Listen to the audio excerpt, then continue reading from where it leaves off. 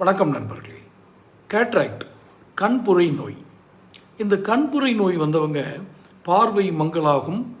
ஒரு ஒரு லைட் இருக்குன்னா அந்த லைட்டை சுற்றி பல வண்ணங்களில் ஒரு வட்டம் போல் தெரியும். பகலில் மட்டுமல்ல, இரவில் பகலில் கூட உங்கள் பார்வை மங்கும். அப்போ இந்த கேட்ராக்டுக்கு நீங்கள் அறுவை சிகிச்சை மட்டும்தான் தீர்வா அப்படிங்கிறதுக்கு டாக்டர் சொன்ன பதில்.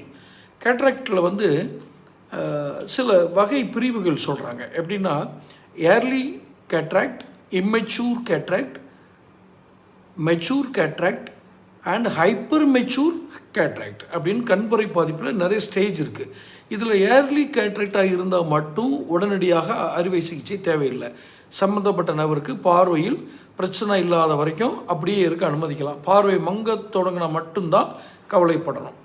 கேட்ராக்ட் பாதித்த நபருக்கு சர்க்கரை நோய் டயபெட்டிக் இருந்துச்சுன்னு சொன்னால் பிரச்சனைகள் அதிகமாக இருக்கும்.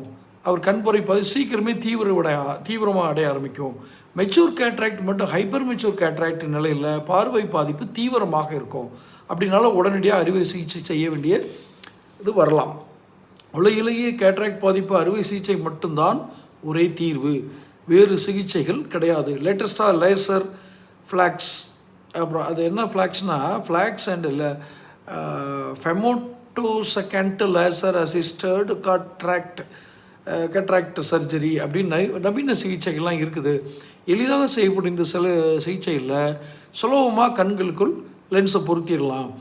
அப்போ கேட்ராக்ட் அறுவை செய்த பிறகு லென்ஸ் இல்லாமல் இருக்க முடியுமா அப்படின்னு நிறைய பேர் கேட்குறாங்க. கேட்ராக்ட் ஆப்ரேஷன்னாலே லென்ஸை எடுத்துகிட்டு வேறு லென்ஸ் வைக்கிறது தான். கண்புரை பாதித்த லென்ஸை அகற்றிட்டு புதிய லென்ஸை வைப்பாங்க.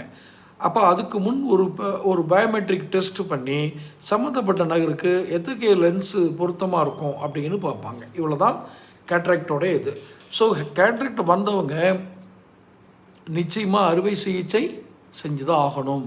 அதுலேருந்து அவங்க விலகி போக முடியாது. அதுதான் சொன்னேன். ஏர்லியர் ஸ்டேஜ் கண் பார்வை மங்கலைனா கேட்ராக்ட் இருக்கிறத பற்றி கவலை இல்லை.